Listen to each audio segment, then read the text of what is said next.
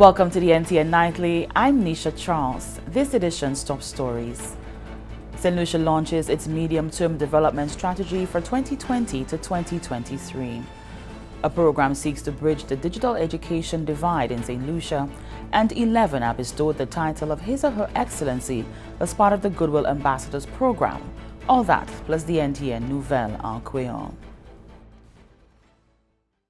A sustainable and inclusive Saint Lucia by 2023.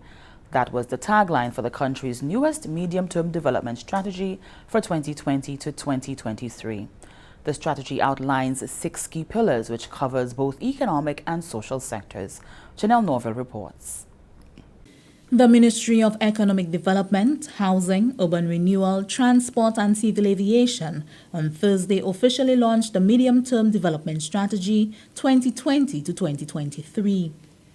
The government and other relevant agencies with a view of developing and delivering on the strategy in 2018 embarked on a new approach dubbed the Labs.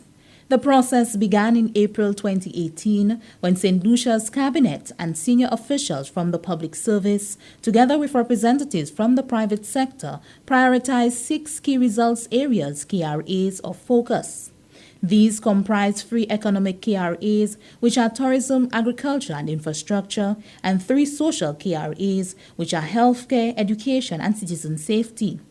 Prime Minister of Saint Lucia, the Honorable Alan Chasney, explained that collectively, these sectors represent some of the most important areas that impact the lives of every Saint Lucian. So this medium-term plan is about focus. That if we want to double or triple the GDP, if in fact we want to be able to deliver to the people of this country tangible success, we've identified 3 or 4 economic drivers and 3 social drivers that we must fix within the next 4 years to create the foundation for us to excel. The lab phase was used to identify issues and opportunities, priorities and solutions, and develop detailed implementation plans for execution of the strategy. The labs involve the participation of all key stakeholders, and it is its output that detailed implementation programs as well as budget requirements to run the projects and initiatives identified in order to achieve the aims of the strategy. Phase 2 involved the establishment of a delivery unit within the government of Saint Lucia. The unit is charged with the responsibility to oversee, coordinate, and drive implementation of the prioritized goals across all 6 KRAs. Ultimately, the delivery unit's mandate is to manage performance and drive accountability, as well as to support implementing ministries and agencies in delivering concrete results that improve the lives of citizens.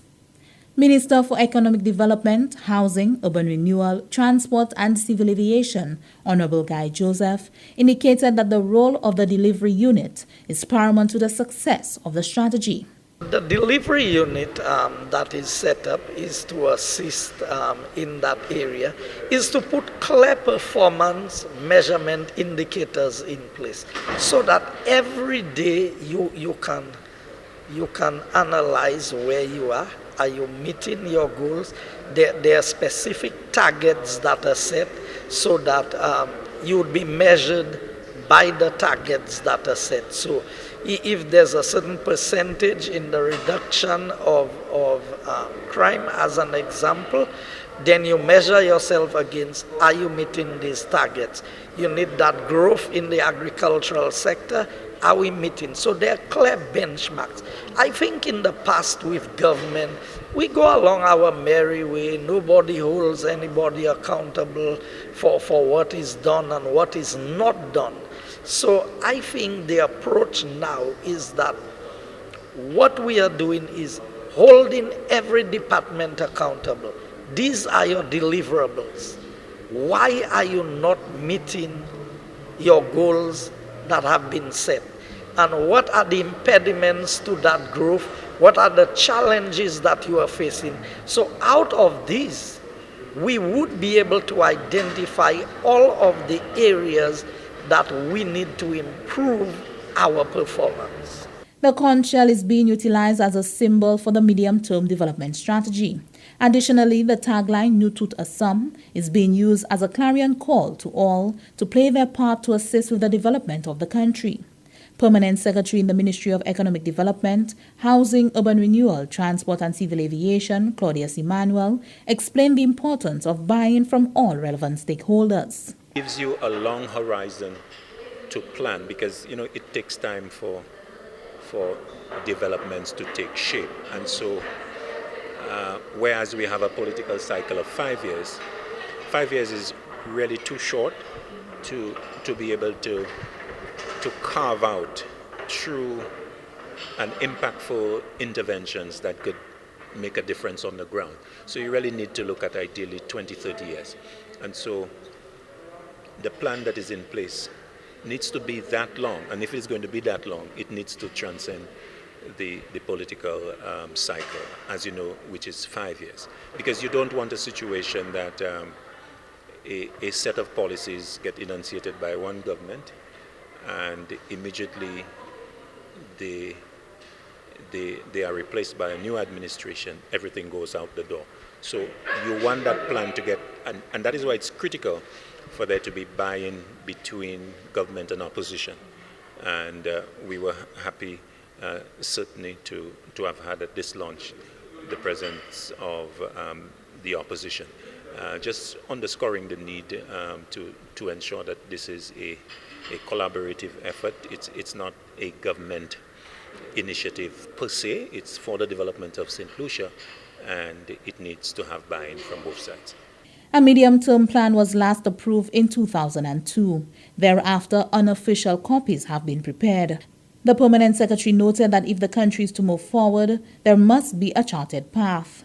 The medium-term development strategy aims to achieve an inclusive and sustainable Saint Lucia by 2023. For the Government Information Service, I am Janelle Norville. Saint Lucia has been chosen as one of the countries to pilot an education program which seeks to narrow the digital education divide within the region.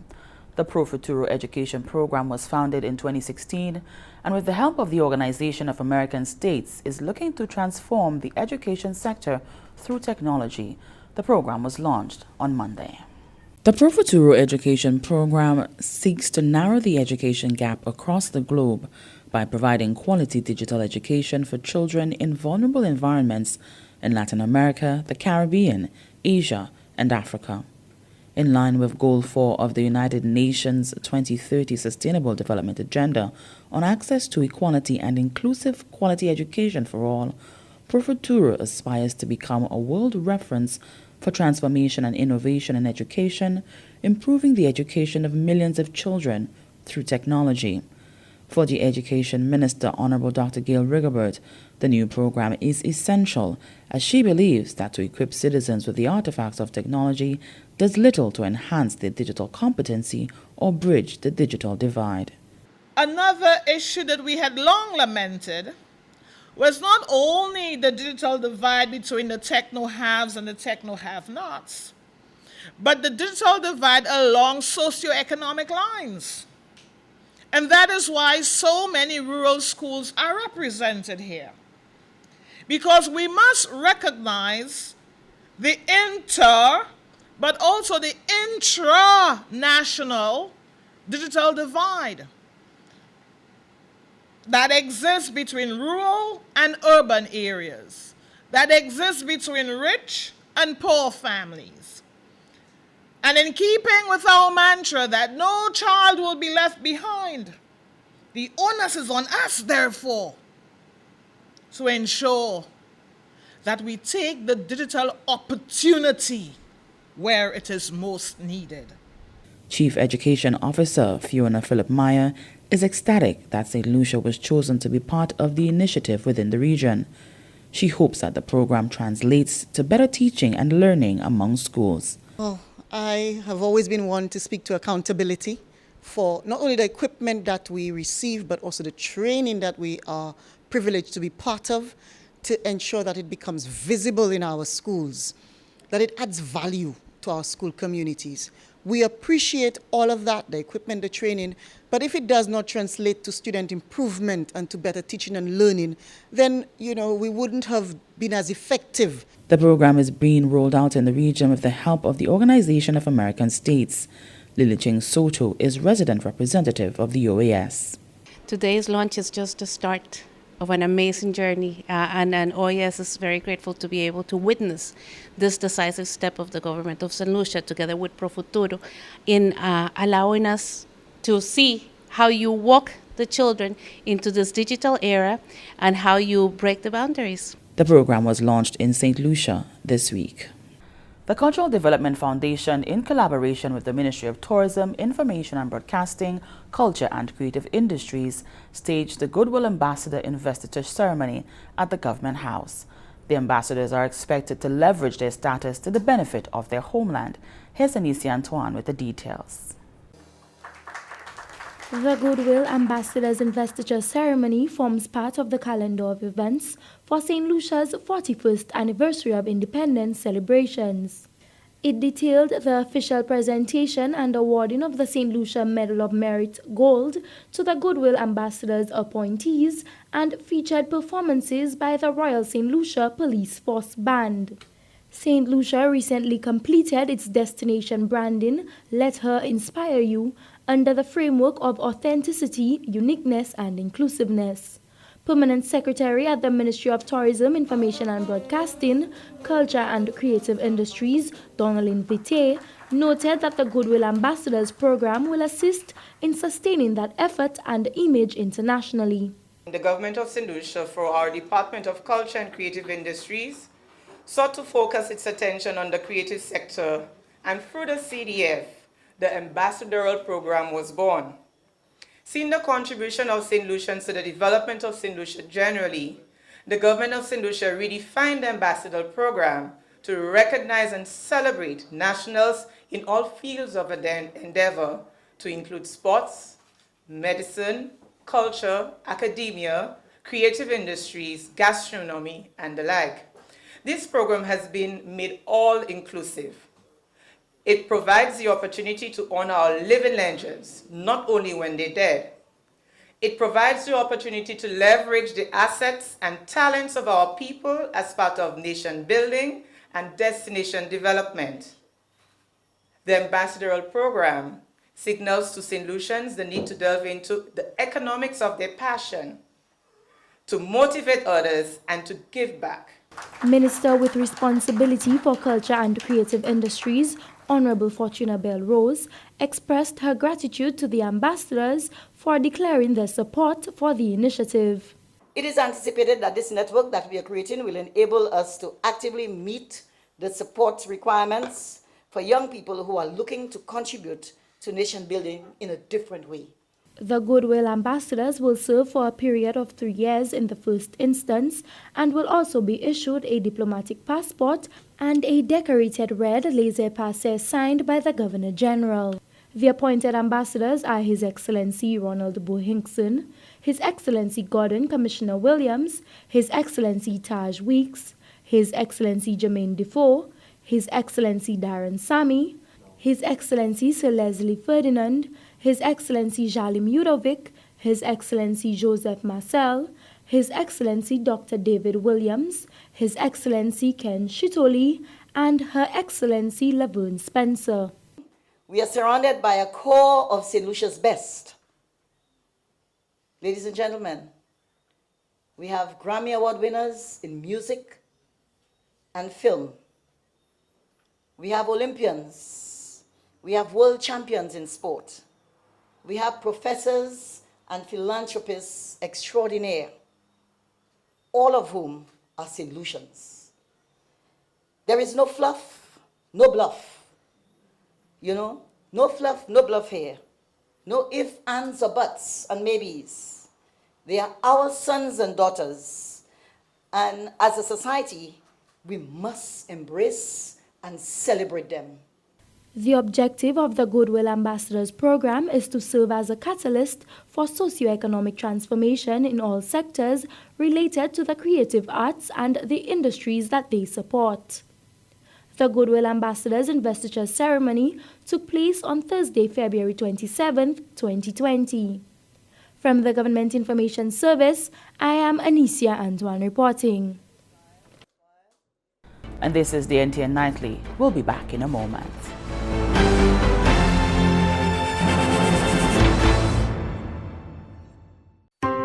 Food safety is a scientific discipline describing handling, preparation, and storage of foods in ways that prevent foodborne illness. Here are some food safety tips. Be careful when purchasing food items on sale. Examine all items carefully prior to purchasing. Check for damage to food items and expiration dates. When purchasing local meat from butchers, look for the inspected and passed stamp which indicates that the meat has been inspected by the Department of Environmental Health. Avoid keeping foods such as meat, fish, chicken, or foods requiring refrigeration in your vehicle or other location for over 4 hours. Before preparing foods and in between handling raw meat or chicken, wash hands thoroughly with soap and warm water and dry thoroughly. Use a separate cutting board and utensil for your raw meats. Prepare foods as close as possible to mealtime. Refrigerate leftovers immediately after mealtime and use refrigerated leftovers within 2 to 3 days. When reheating food, ensure that it is steaming hot to at least 75 degrees Celsius. A message from the Bureau of Health Education in the Ministry of Health, Wellness, Human Services and Gender Relations. Welcome back. The Eastern Caribbean Central Bank, the ECCB, in partnership with the OECS Commission and the World Bank, welcomed a wide network of regional social partners to the 4th Growth and Resilience Dialogue earlier this month. The dialogue was held in St. Kitts and Nevis under the theme Regional Transformation Through Innovation. The one-day event featured expert panelists from the Eastern Caribbean Currency Union, member governments, multilateral institutions, civil society, churches, youth, and the private sector, and sought to devise concrete actions for addressing constraints to growth, competitiveness, and employment. During his opening remarks, Governor of the ECCB, Timothy Antoine, said that the dialogue with social partners was not intended to be a talk shop, rather to be a meeting of the minds of our social partners, from which will flow clarity, consensus, collaboration, and collective action on our regional transformation agenda. Socioeconomic transformation is a necessity for shared prosperity. It's a must.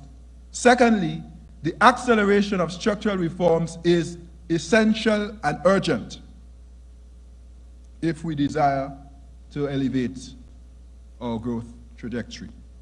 And three, socioeconomic transformation requires collaboration and collective action among all social partners. And I want to be very clear, government cannot do it alone. All partners are required.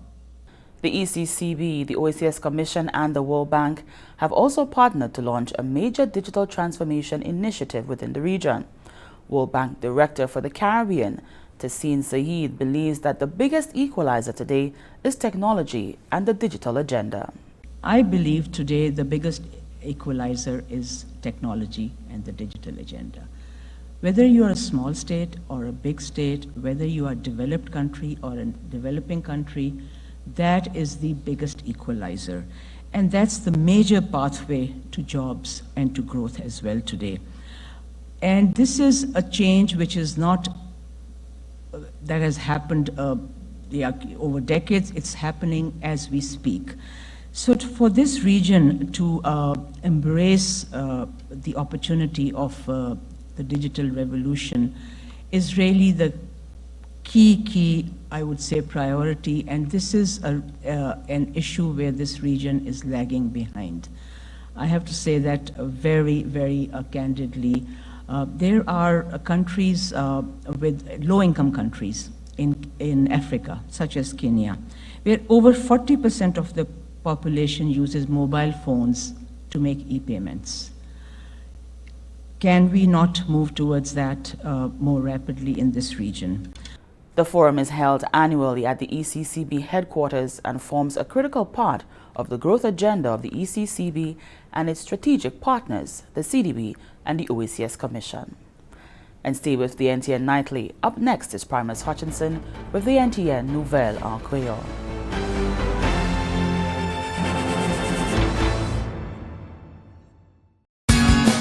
I'm innovative. I'm competitive. I am productive. I'm creative. I constantly improve what I do. And how I do it. I provide excellent customer service. I never stop learning. I give up my best, always. The National Competitiveness and Productivity Council, embracing excellence. Welcome back. We join Primus Hutchinson for the NTN Nouvelle en Creole. Merci autant, Nisha. Monsieur, Madame, département qui est responsabilité pour information au gouvernement Saint Lucia, GIS, capacité Nouvelle en Creole, pour cette Primus Hutchinson.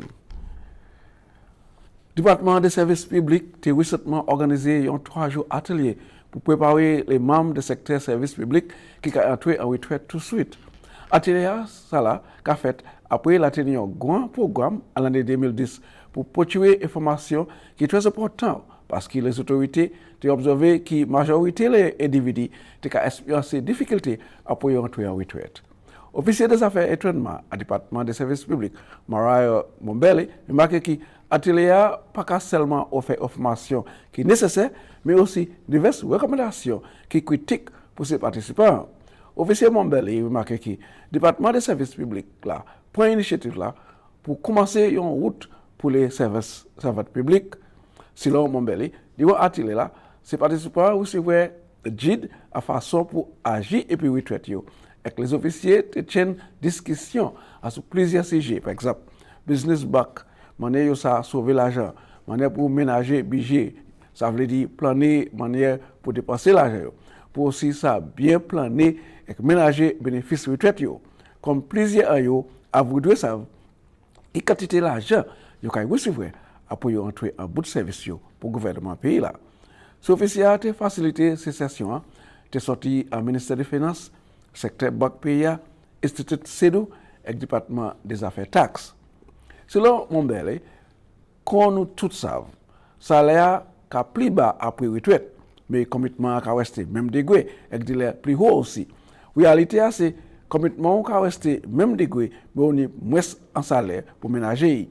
Il y a aussi trouvé conseil docteur à son nourriture qui est nécessaire parce que c'est la majorité qui a expérience problèmes médicaux. Là aussi, il y a un avocat pour conseiller à ce manière pour mettre papier, terre et l'autre sayoni en ordre. Mon bel déclaré que les gens entrent en retraite, ça peut dire qu'il y a aussi en retraite pour le reste de la vie.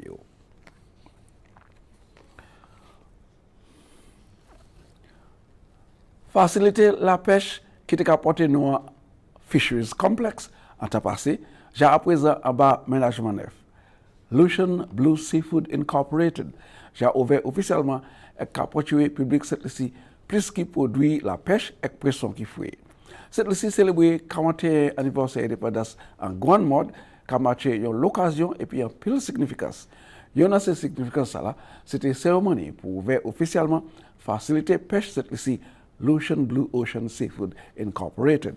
Établissement pêche ça là promet pour offrir un service très acceptable et puis à un haut degré. Faciliter pêche là qui connaît avant qu'on fisheries complexe ni un fijaille neuf et degré service là très modernisé. J'ai ouais pour établissement ça là, monsieur John Sutton déclaré que faciliter à opérer à une façon qui est très avancée et qui développer ils ont trois premières relations et puis les pêcheurs c'est ici. Certains promettent pour délivrer produits pêche qui a d'ailleurs haut valeur avec bonne sécurité et protection. Faciliter pêche là pas offert service pêche seulement, il y a aussi l'autre produit à son vote, par exemple vive terre, légumes, yon minimat et quand tu facilité pour le public la dité et aussi un petit déjeuner à parmi l'autre service. Selon certains, là il y a aussi plan en place pour hausser service et pour fournir en façon qui est exceptionnelle pour embrasser les étrangers qui ont visité le pays par route précédemment fait. Certains annoncent que l'année plan en place pour organiser divers amusements comme festin jazz, festin créole, festin manger parmi l'autre. Premier ministre honorable Alan Chasley, qui était présent à l'Assemblée du ministre des Affaires agricoles, conseiller Saint Lucia pour traiter business pas seulement en façon économique, mais pour engendrer l'esprit de bonne attitude si nous avons un succès. Un pêcheur de nuit Kantier Samuel dit qu'il doit apprécier facilité nouveau ça là parce que c'était un mal tête pour lever 3h du matin, quitter famille pour aller la mer et que là où il tourne, on passe à trouver pièce assurance qui quoi trouver vente pour pêcher. C'est quoi facilité a ni bon espoir que quoi ça fournit les pêcheurs publics avec secteur touristique, service d'excellence et aussi fait une grosse contribution pour l'économie cette ici. Conseil de ville Castries et National Workers Union j'ai résolu un bon esprit mal comprendre qui était levé tête li regarder position les travailleurs conseil là qui était perdre travail les travailleurs qui employés et puis conseil la ville Castries pour nettoyer et chaîne ville la propre te prendre action pour du bon travail lundi et mardi semaine qui semaine ça là sans représentatif union n'a été informé conseil là officiellement pour ça yo prend action industrielle ça là pour ça conseil là te mettre plan de secours yo en opération pour faire assurer service conseil là continuer pour que toute facilité te fonctionner et c'est là où en ville Castries Western Net Export.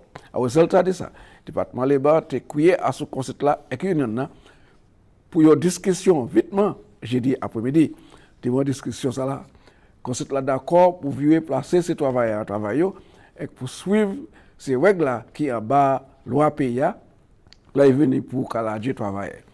Tous les deux ces parties d'accord pour continuer discussion pour trouver un arrangement concernant l'autre situation des affaires domestiques plus vite que possible.